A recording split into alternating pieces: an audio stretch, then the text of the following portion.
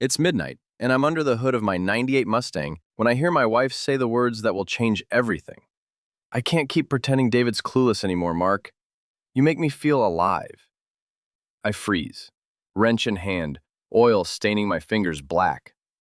Through the thin garage wall, Emily's voice carries like a confession through a church confessional, except there's no forgiveness coming from this altar. Alive? I whisper to myself, tasting the bitter irony. Maybe because Mark doesn't ask you to take out the trash. 20 years of marriage, and this is how I find out. Not through lipstick on a collar or mysterious charges on our credit card, but through a late-night phone call she thought I couldn't hear. Emily Miller, my supposedly devoted wife, mother of our 15-year-old daughter Hannah, talking to my best friend Mark Preston like I'm already dead and buried.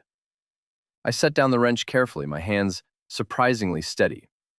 David Miller, 38 years old, cybersecurity specialist at Castle Heights General Hospital, officially transformed into the kind of man who eavesdrops on his cheating wife. The transformation feels surprisingly natural. When can we stop hiding? Emily continues, her voice dropping to that sultry tone she used to reserve for me. I'm tired of sneaking around motels like some desperate teenager. Mark's response is muffled, but I catch enough. Soon, babe. David's so buried in his computer work, he wouldn't notice if we moved in together. Computer work.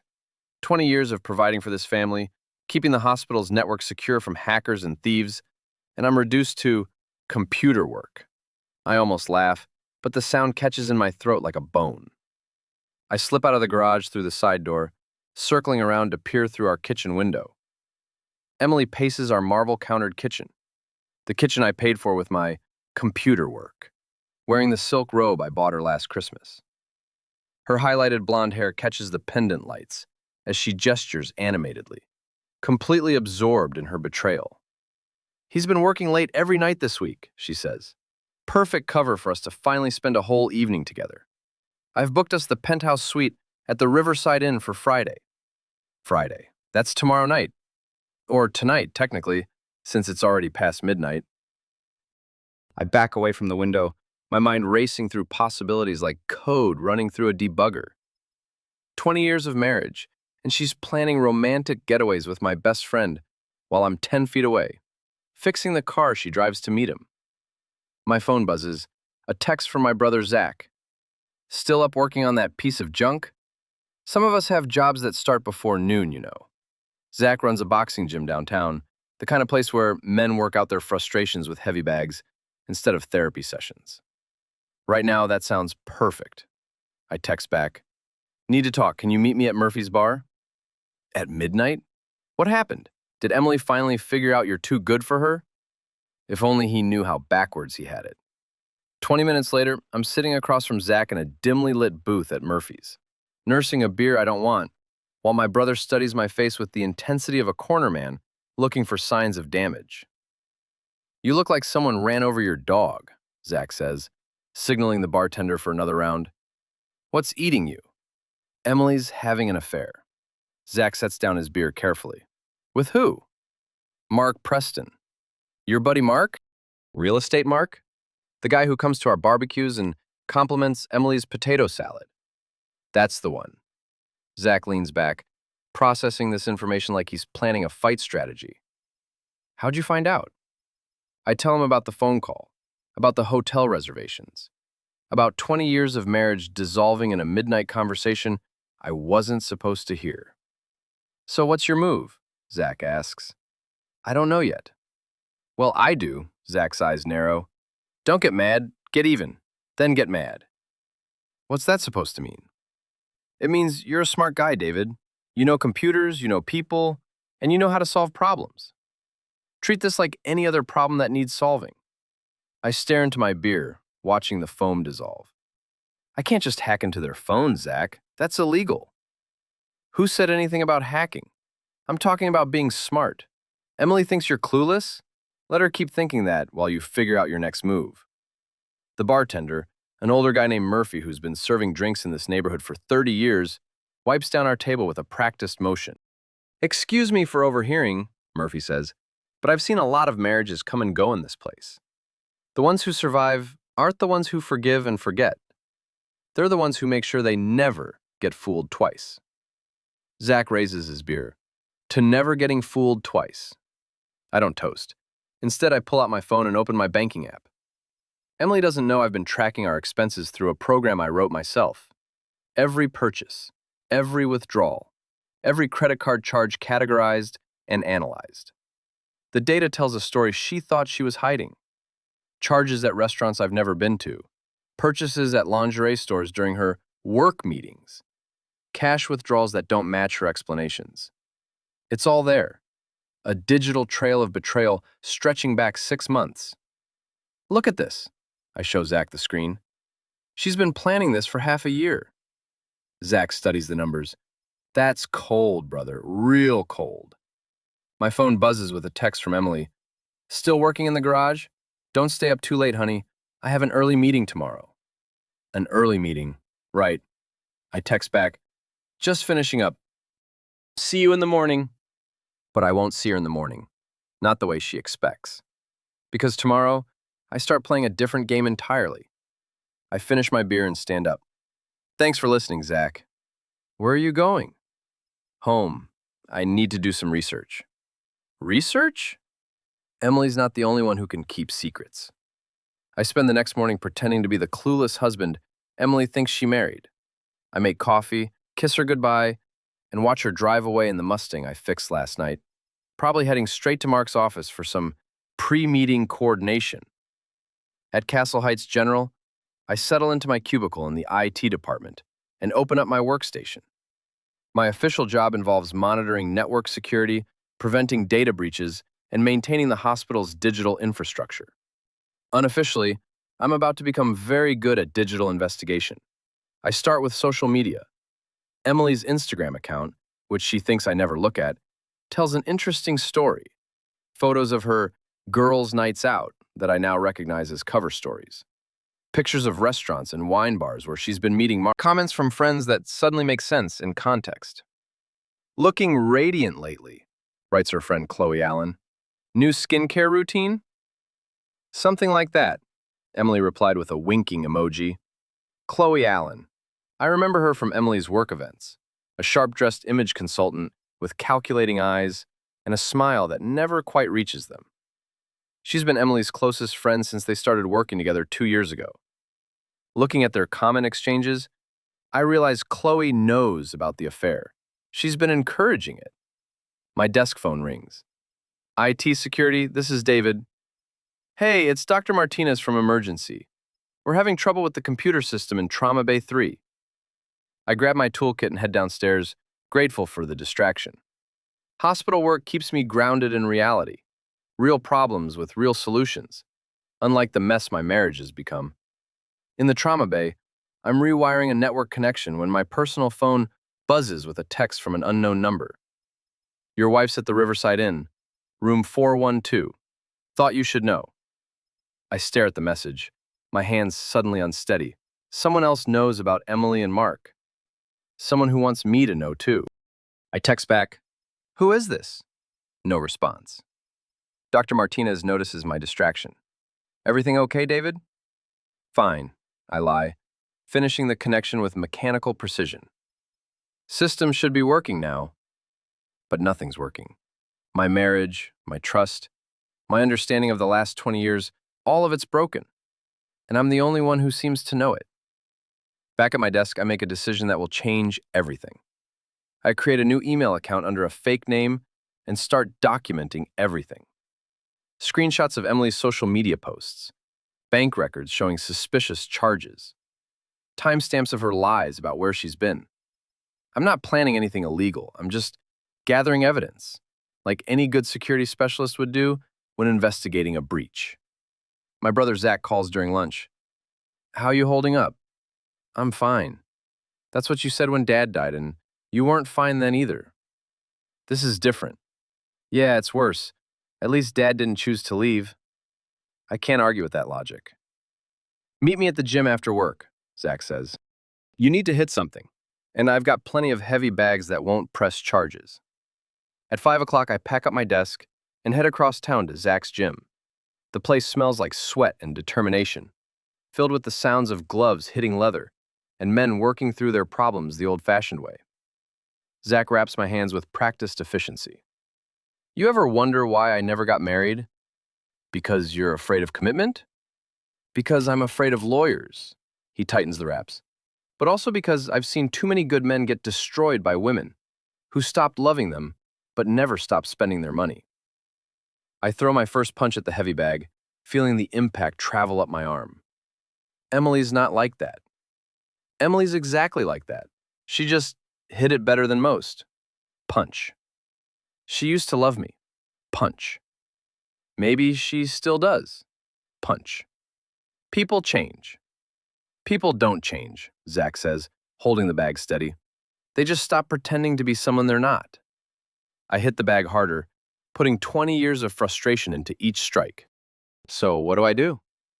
You make sure she doesn't get to pretend anymore. After an hour of beating up the heavy bag, I feel clearer than I have since last night.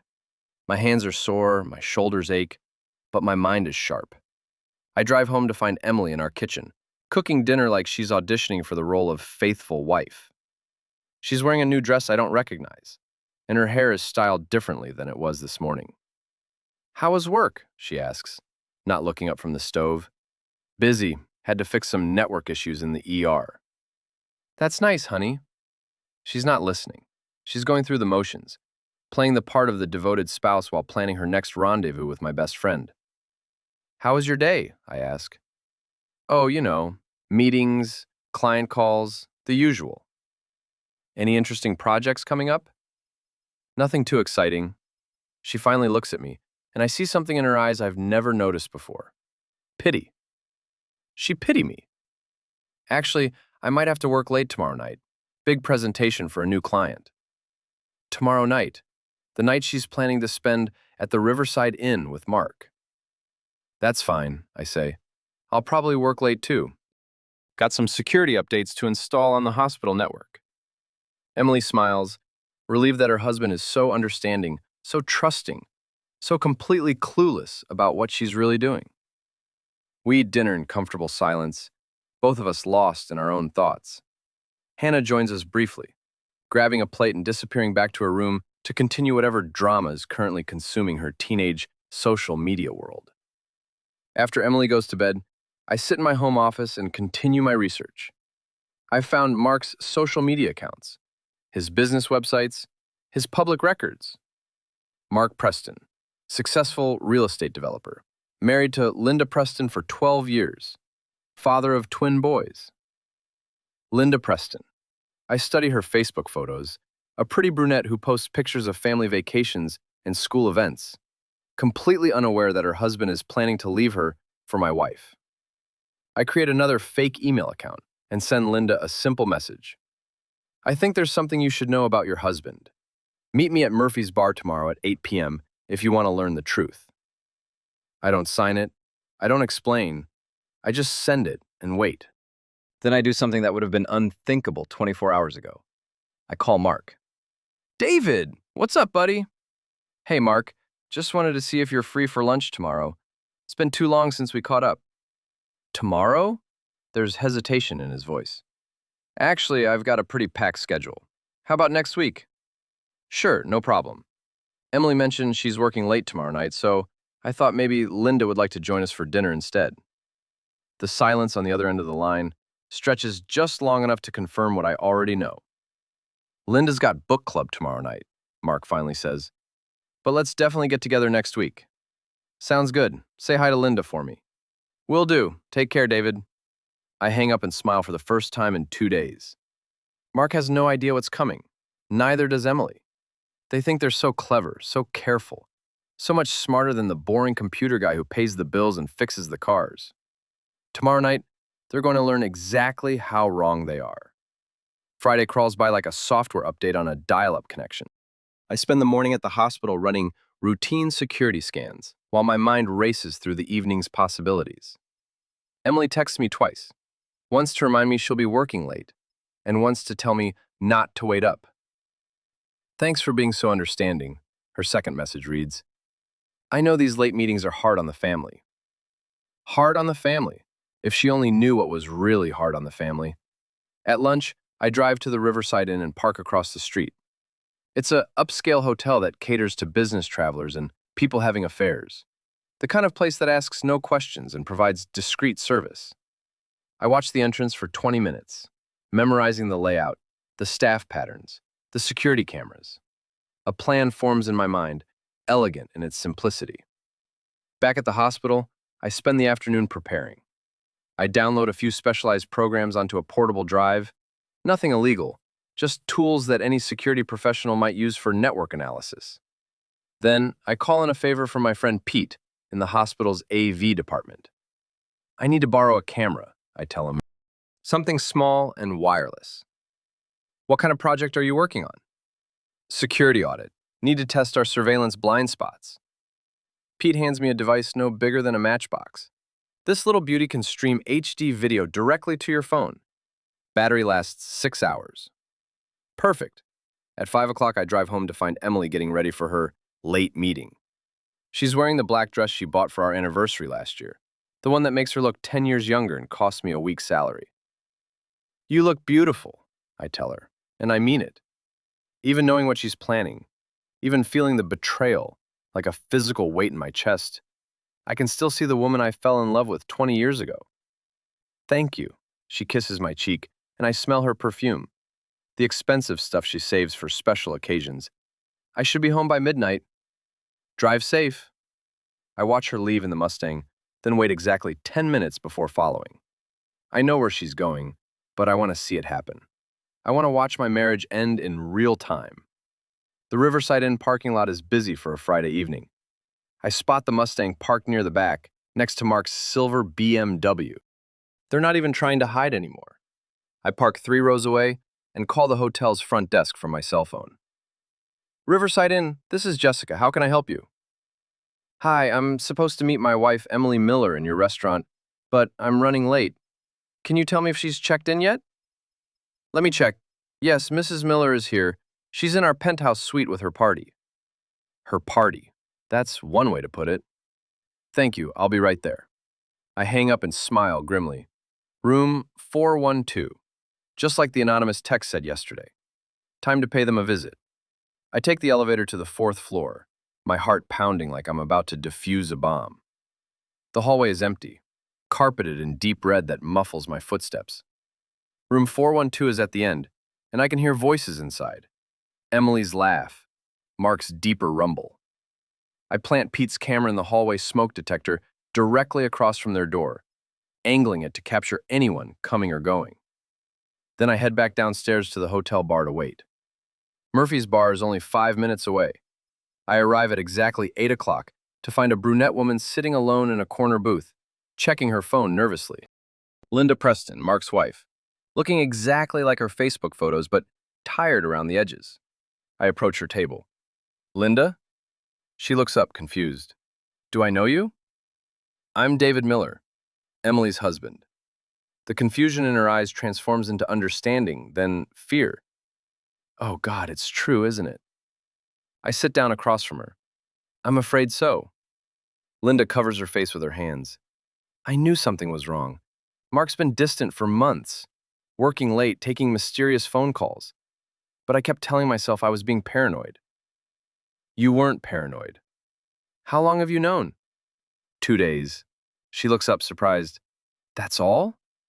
I overheard Emily talking to him Wednesday night. Since then, I've been gathering evidence. I show her the bank records on my phone, the social media posts, the timeline of lies and deception that stretches back 6 months. Linda studies each piece of evidence like she's reading her own death certificate. What do we do now? She asks. That depends. Do you want to save your marriage, or do you want to end it on your terms? Linda considers this for a long moment. Mark's been planning to leave me, hasn't he? I think so. Then I want to end it on my terms. I pull out my phone and open the app connected to Pete's camera. The hallway outside room 412 appears on my screen empty, but well lit. In that case, I say, I have a proposition for you. An hour later, Linda and I are standing in the Riverside Inn's lobby. She's holding a manila envelope filled with divorce papers her lawyer helped her prepare months ago, back when she first suspected Mark was cheating. I'm holding my phone, ready to document whatever happens next. You sure about this? I ask. Linda nods, her jaw set with determination. 20 years of marriage, and he's throwing it away for your wife. He deserves whatever happens next. We take the elevator to the 4th floor. The hallway is still empty, but I can hear music coming from room 412 now. Something soft and romantic that makes my stomach turn. Linda knocks on the door. The music stops. I hear whispered voices, then footsteps. Room service, Linda calls out in a fake, cheerful voice. The door opens and Mark appears wearing a hotel bathrobe, his hair messed up, looking relaxed and satisfied until he sees his wife standing in the hallway. Linda? His face goes white. What are you doing here? Delivering these. She hands him the envelope. Divorce papers. I had them drawn up 3 months ago, just in case. Mark stares at the envelope like it might explode. Linda, let me explain.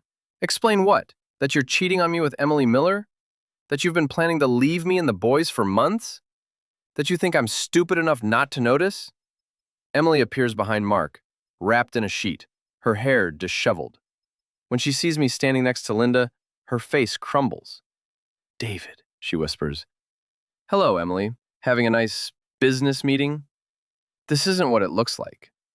It looks like my wife is having sex with my best friend in a hotel room while lying to me about working late.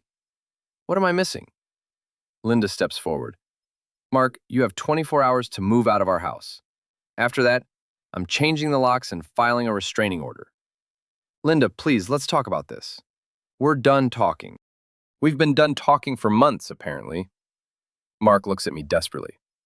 David, you have to understand. I understand perfectly. You're a lying, cheating piece of garbage who's been screwing my wife behind my back for 6 months. What's not to understand? Emily tries to step forward, but the sheet makes movement awkward. David, please, can we go home and discuss this privately? There's nothing to discuss. You made your choice. I turn to Linda. Ready to go? She nods. More than ready. We walk away, leaving Mark and Emily standing in the doorway of their ruined romantic evening, holding divorce papers and watching their secret relationship become very public knowledge. In the elevator, Linda starts crying, not the desperate sobs of a broken woman, but the relieved tears of someone who's finally free to stop pretending. Thank you, she says. For what? For giving me the courage to end it on my terms, instead of waiting for him to leave me. The elevator reaches the lobby and we walk outside into the cool night air. Across the parking lot, I can see the Mustang and the BMW, soon to be driven by 2 people whose lives just got infinitely more complicated. What happens now? Linda asks. Now we go home and figure out what comes next. Will you try to work things out with Emily? I think about this as we reach our cars. 20 years of marriage, a teenage daughter, a house, a life built together. All of it blown apart by 6 months of lies and betrayal. No, I say finally. Some things can't be fixed. Linda nods. Mark always said you were the smartest person he knew. He was right. I watch her drive away, then sit in my car and wait. 20 minutes later, Emily and Mark emerge from the hotel, both looking shell-shocked. They stand by their cars, talking intensely, Mark gesturing wildly while Emily shakes her head. Finally, they separate. Mark gets in his BMW and drives away fast, tires squealing. Emily walks slowly to the Mustang, gets in, and sits there for a long time before starting the engine. I follow her home, staying far enough back that she doesn't notice. By the time I pull into our driveway, she's already inside. I can see her silhouette in our bedroom window, moving back and forth like she's packing. I sit in the garage for a few minutes, gathering my thoughts. When I finally go inside, Emily is waiting for me in the kitchen, still wearing the black dress, but looking like she's aged 10 years in the past 2 hours. We need to talk, she says. No, I reply, walking past her toward the stairs. We really don't. David, please, I know you're angry, but... I stop and turn around. Angry? Emily, I'm not angry. I'm done. What does that mean? It means I'm filing for divorce on Monday morning. It means you can stay here tonight, but tomorrow you need to find somewhere else to live. It means our marriage is over. Emily's composure finally cracks. You can't just throw away 20 years because of one mistake. One mistake? Emily, you've been planning this for months. You've been lying to me every day, spending our money on hotel rooms and new clothes to impress another man. You've been making me look like a fool in front of our friends and neighbors. That's not one mistake, that's a deliberate choice to destroy our marriage. I never meant for you to find out this way. You never meant for me to find out at all. She starts crying, but I feel nothing. The man who would have comforted her, who would have tried to work things out, who would have blamed himself for not being a better husband. That man died Wednesday night when I heard her tell Mark Preston that she couldn't keep pretending I was clueless. What about Hannah? Emily asks. What about her? She needs both her parents. She needs parents who respect each other and themselves. We can't give her that anymore. I head upstairs, leaving Emily crying in the kitchen. In our bedroom, I pack a suitcase with enough clothes for a few days. I'll stay at Zach's gym until I can find an apartment.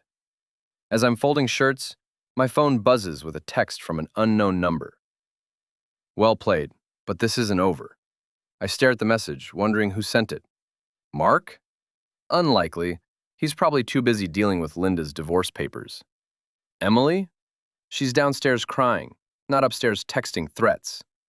Someone else knows about tonight. Someone who's been watching, waiting, playing their own game. I text back, "Who is this?" No response. I finish packing and head downstairs. Emily is still in the kitchen, but she's stopped crying. She looks up at me with red eyes and an expression I can't read. "This isn't how I wanted things to end," she says. "Then you shouldn't have started something you couldn't finish." I walk out the door, leaving behind 20 years of marriage, and stepping into a future I never planned but suddenly can't wait to begin. I wake up on Zach's couch Saturday morning, feeling like I've been hit by a truck. My neck aches from sleeping at an awkward angle. My hands are still sore from Thursday's boxing session, and my phone is buzzing with missed calls and text messages. 17 missed calls from Emily, 8 from Mark, 3 from numbers I don't recognize. The text messages tell an interesting story. Emily, "David, please come home so we can talk." Emily, "I know you're angry, but running away won't solve anything." Emily, "Hannah is asking where you are. What am I supposed to tell her?" Mark, "We need to meet. There are things you don't understand." Mark, "Linda's lost her mind. She's telling everyone about last night." Unknown number, "You think you're so smart. You have no idea what you've started."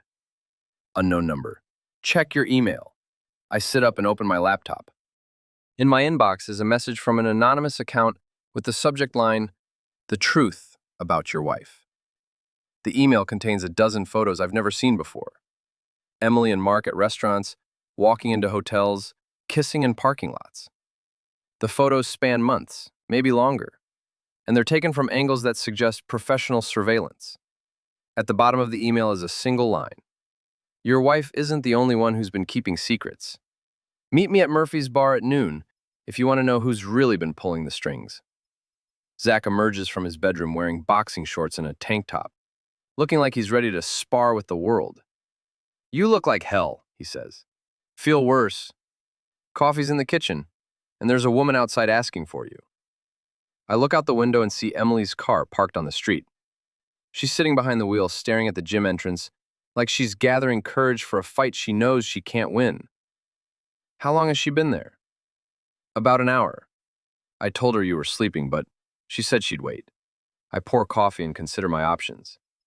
I could sneak out the back exit, avoid the confrontation entirely. I could call the police and have her removed for harassment, or I could face her like an adult and end this marriage with whatever dignity we have left. I'll talk to her, I decide. "You sure? I can always tell her you joined the circus." "Thanks, but I think she'd track me down anyway." I walk outside to find Emily looking worse than I feel. Her makeup is smeared, her hair is unwashed, and she's wearing the same clothes from last night. She gets out of the car when she sees me, moving like every step causes pain. "Thank you for coming out," she says. "What do you want, Emily?" "I want to explain." "There's nothing to explain. You cheated on me with my best friend for 6 months. You lied to me every day. You made me look like a fool. What part of that needs explanation?"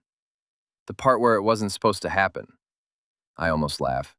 It wasn't supposed to happen. Emily, affairs don't just happen. People choose them. You chose Mark over me, over our marriage, over our family. Own it. You don't understand.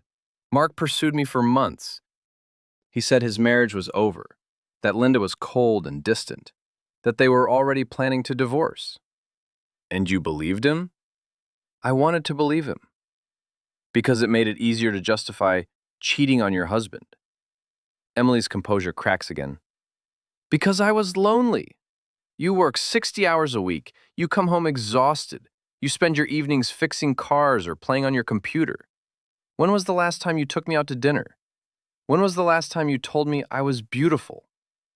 When was the last time you made me feel like a woman instead of a roommate? Her words hit like physical blows. And for a moment, I wonder if she's right. Maybe I did neglect her. Maybe I did take our marriage for granted. Maybe I'm as much to blame as she is. Then I remember the hotel receipts, the lies, the 6 months of deliberate deception, and the moment of self-doubt passes. So this is my fault? It's both our faults. No, Emily, my fault was trusting you. Your fault was betraying that trust. Those aren't equivalent. A car pulls up behind Emily's. Mark's BMW. He gets out looking like he hasn't slept, his usually perfect hair disheveled, his expensive clothes wrinkled. David, he says, approaching with his hands raised like he's surrendering. I'm glad you're both here. We need to clear the air. There's nothing to clear. You're a cheating bastard, and she's a lying wife. The air is perfectly clear. It's not that simple. It's exactly that simple. Mark looks at Emily, then back at me. Linda's telling everyone about last night. My business partners, my clients, the kids' school. She's trying to destroy my reputation. Good for her. David, be reasonable. We're all adults here. These things happen. We can work through this without destroying each other. I stare at him, amazed by his arrogance. Work through this? Mark, you've been sleeping with my wife for 6 months. You've been lying to my face every time I saw you. You've been planning to steal my family. And now you want to work through this because your wife is making your life difficult? I never meant for anyone to get hurt. Then you're an idiot as well as a bastard. Mark's conciliatory expression hardens. Look, David, I get that you're upset, but Emily's a grown woman who made her own choices. Don't blame me because your wife was unhappy enough to look elsewhere. The words are barely out of his mouth when my fist connects with his jaw. He staggers backward, more surprised than hurt, and Emily screams. David, stop! But I'm not stopping. 20 years of friendship, 20 years of trust, 20 years of believing this man was someone I could count on, and he throws it all away for 6 months of sex with my wife. I hit him again, this time in the stomach. He doubles over, gasping, and I grab him by his expensive shirt. You want to know why Emily was unhappy?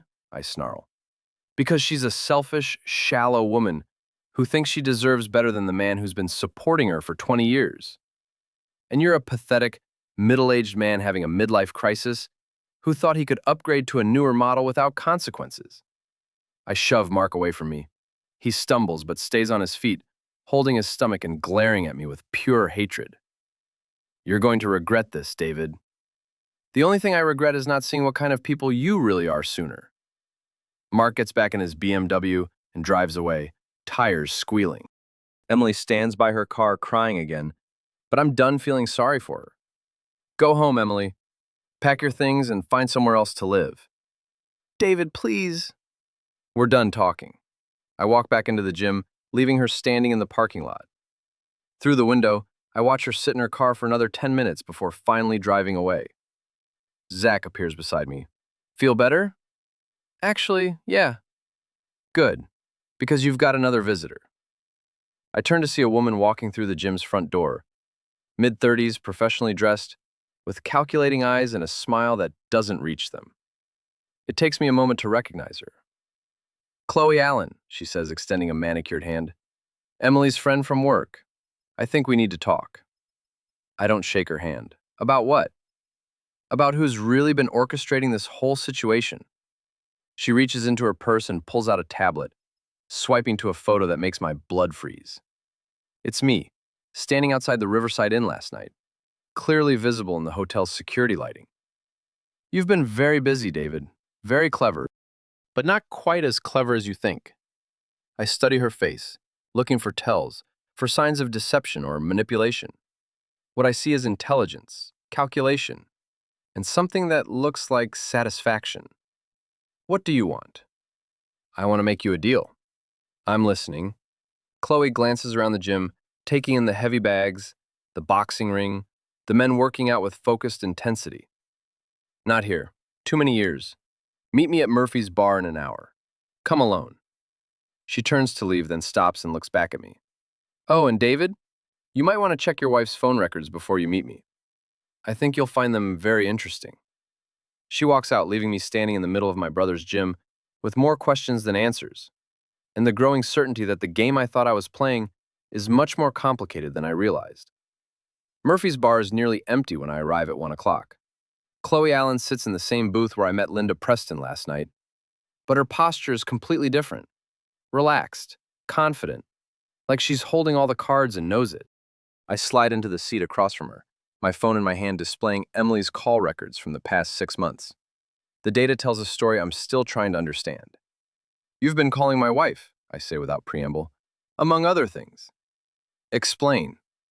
Chloe signals the bartender for 2 beers, then leans back and studies me with those calculating eyes. Do you remember 3 years ago, when your hospital upgraded its network security system? What does that have to do with anything? You fired someone during that upgrade. A contractor who was stealing data and selling it to medical billing scammers. Ring any bells? The memory surfaces slowly. Chloe Patterson. You used a different last name then. Patterson was my married name. I went back to Allen after the divorce your little investigation caused. I remember now. Chloe Patterson, a network consultant who'd been skimming patient data and selling it on the dark web. I'd caught her, reported her, and watched her get arrested. Her husband, a doctor, had divorced her to save his own career. You've been planning this for 3 years? Planning is a strong word. I prefer waiting for the right opportunity. The bartender brings our beers. Chloe takes a sip, then continues her story. After you destroyed my life, I had to rebuild from scratch. New career, new identity, new city. I became an image consultant, started working with upscale clients, including your wife. You targeted Emily deliberately. I researched you, David. Found out about your marriage, your friends, your weaknesses. Emily was lonely, neglected, ripe for manipulation. All I had to do was introduce her to the right man and let nature take its course. Mark. Mark was perfect. Unhappy in his marriage, susceptible to flattery, stupid enough to think he could have an affair without consequences. I introduced them at a charity event, then spent months encouraging Emily to pursue him. I feel sick. You orchestrated the entire affair. I orchestrated the meeting. Everything else was their choice. Why tell me now? Why not let me find out the hard way? Chloe's smile turns predatory. Because this way is more fun. You get to know that your marriage didn't just fall apart, it was murdered. And there's nothing you can do about it. There's something I can do. What? Report me to the police? For what crime? I didn't make Emily cheat on you. I didn't make Mark lie to his wife. I just put 2 unhappy people in the same room and let them destroy their own lives. She's right, and we both know it. What she did was manipulative and cruel, but it wasn't illegal. Emily and Mark made their own choices, even if those choices were influenced by Chloe's machinations. You want revenge, I say. Fine, you got it. My marriage is over, my friendship with Mark is destroyed, my daughter's family is broken. Congratulations. Oh, David, this isn't revenge. This is just the opening act. She pulls out her phone and shows me a video file. On the screen, I can see myself hitting Mark in the gym's parking lot this morning. Assault and battery, she says. I'm sure Mark would be happy to press charges if someone encouraged him to. What do you want? I want you to suffer the way I suffered. I want you to lose your job, your reputation, your freedom. I want you to know what it feels like to have your entire life destroyed by someone else's choices. I stare at the video, watching myself lose control, watching 20 years of self-discipline evaporate in 30 seconds of violence. She's got me, and she knows it. Unless, Chloe continues, you're willing to make a deal. What kind of deal? You resign from the hospital. You leave town. You disappear from Emily's life, from Mark's life, from everyone's life. In exchange, this video never sees the light of day. And if I don't, then Monday morning Mark gets a copy of this video, along with my sworn statement that I witnessed you assault him unprovoked. Your employer gets a copy too, along with evidence that you've been using hospital resources for personal surveillance. The police get a copy, along with my testimony about your threatening behavior. I think about my options. I could call her bluff, hope that Mark won't press charges, hope that the hospital won't fire me, hope that the police won't arrest me. But hope isn't a strategy, and Chloe's demonstrated that she's very good at long-term planning. I need time to think about it. You have until Monday morning. Chloe finishes her beer and stands up. You know, David, I almost feel sorry for you. You're a good man who got caught in a bad situation, but sometimes good men have to pay for other people's sins. She walks away, leaving me alone with my thoughts and a beer I don't want. My phone buzzes with a text from Emily. Please come home. Hannah's asking questions I don't know how to answer. Hannah, my 15-year-old daughter, who's about to learn that her parents' marriage is over, that her father hit her mother's lover in a parking lot, that her family is just another casualty in someone else's revenge fantasy. I drive home to find Emily and Hannah sitting at our kitchen table, both looking like they've been crying. Hannah looks up when I walk in, her young face full of confusion and fear. Dad, what's happening? Mom says you're getting divorced. I sit down across from them, trying to find words that will make sense of a situation that makes no sense at all. Your mother and I have decided we can't live together anymore, I say carefully. Because she was cheating with Uncle Mark? Emily gasps. Hannah, how did you? I'm not stupid, Mom. You've been sneaking around for months. My friends at school have been talking about it. Everyone knows. Everyone knows. Of course they do. In a town this size, secrets don't stay secret for long. I'm sorry you had to find out this way, I tell Hannah. Are you sorry it happened, or just sorry I found out? The question hits like a physical blow. My daughter, who's supposed to be worried about homework and boys and prom dresses, is asking me about adult betrayal and the difference between regret and remorse. I'm sorry it happened, I say. I'm sorry our family is breaking apart. I'm sorry you have to deal with this when you should be worrying about normal teenage things. Hannah nods, accepting my answer with a maturity that breaks my heart. Where are you going to live? I don't know yet. Somewhere close, so we can still see each other all the time. Can I come visit you? Whenever you want. Emily reaches across the table and touches my hand. David, it doesn't have to be this way. We could try counseling, work through our problems.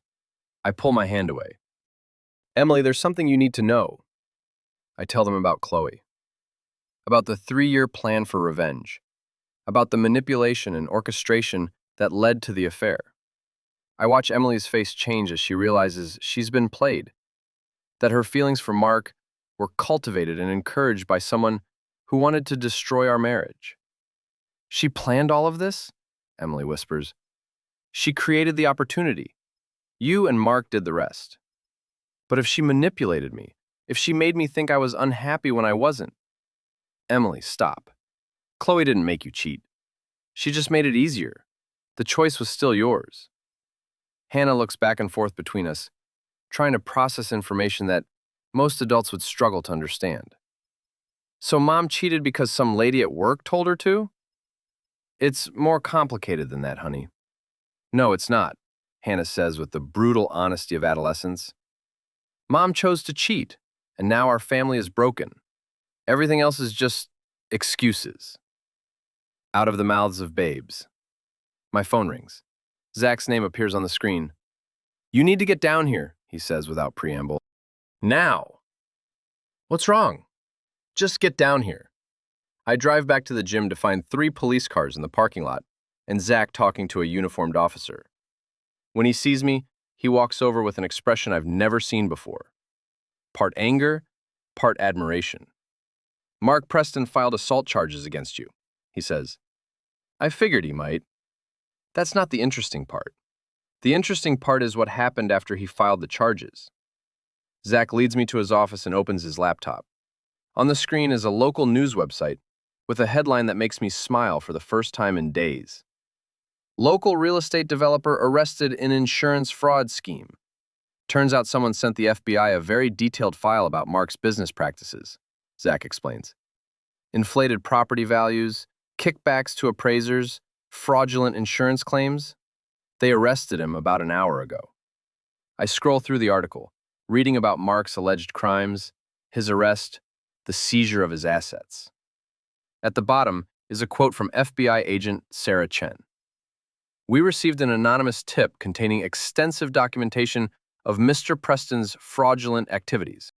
The evidence was so comprehensive and well organized that it could only have come from someone with intimate knowledge of his business operations. Any idea who might have sent that tip? Zach asks with a grin. No idea whatsoever. The assault charges have been dropped, by the way. Hard to prosecute someone for hitting a federal criminal. My phone buzzes with a text from Chloe. Very impressive, but this isn't over. I text back, yes, it is. Then I block her number and delete our conversation. Monday morning, I'm back at my desk at Castle Heights General, running security scans and monitoring network traffic like nothing happened. My supervisor stops by around 10 o'clock. David, I heard you had some personal issues over the weekend. Nothing that affects my work. Good, because we've got a new project for you. The FBI wants us to help them analyze some financial data they recovered from a fraud investigation. Apparently, someone with your skill set recommended you specifically. I spend the rest of the week helping federal agents untangle Mark Preston's web of financial crimes. The evidence is overwhelming. Falsified documents, bribed officials, stolen money. Mark's going to prison for a long time, and his real estate empire is collapsing. Emily files for divorce on Wednesday. She's moving in with her sister until she can find her own place. Hannah will live with her during the week and spend weekends with me.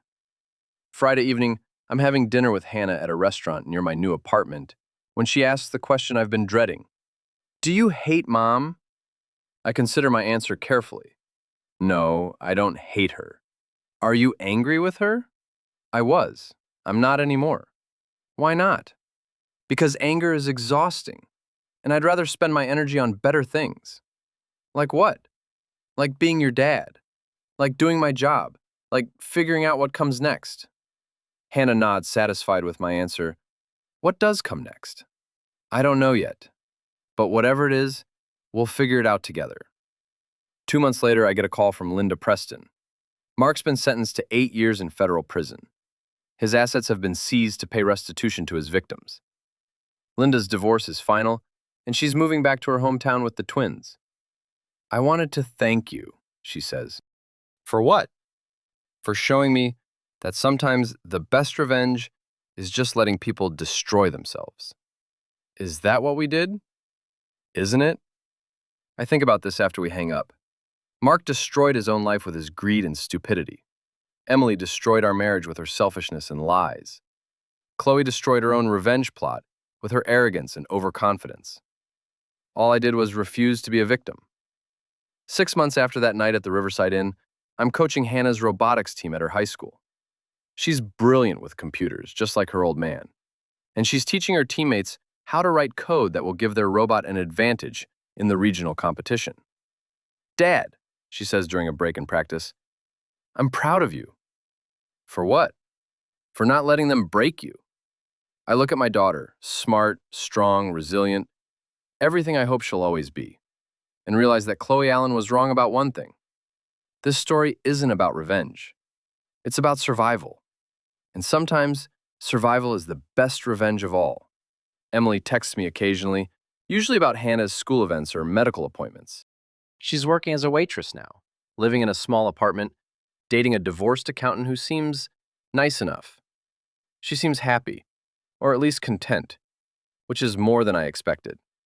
Mark writes to me from prison, a rambling letter about redemption and second chances that I throw away without finishing. Some people never learn. Chloe Allen disappeared from town shortly after Mark's arrest. I heard she moved to Florida and started over again, with a new identity and a new plan for revenge against whoever destroyed her life there. Some people never change. As for me, I'm exactly where I want to be, sitting in a high school computer lab, watching my daughter build robots and solve problems, surrounded by kids who think the future is full of infinite possibilities. They're not wrong. Hannah looks up from her robot's programming interface and grins at me. Dad, want to see something cool? Always. She types a few lines of code, and her robot springs to life, moving with precision and purpose across the practice course. The other kids cheer, and Hannah beams with pride. How did you do that? One of her teammates asks. My dad taught me that the best solutions are usually the simplest ones, Hannah says. You just have to be patient enough to find them. I smile, watching my daughter teach her friends the same lesson I learned that night in Murphy's bar when I decided to stop being angry and start being smart. Sometimes the best revenge isn't revenge at all. Sometimes it's just refusing to let other people's choices define your life. Sometimes it's just being happy, despite everything they did to try to stop you. And sometimes, if you're very lucky, it's watching your daughter grow up to be the kind of person who builds things instead of tearing them down.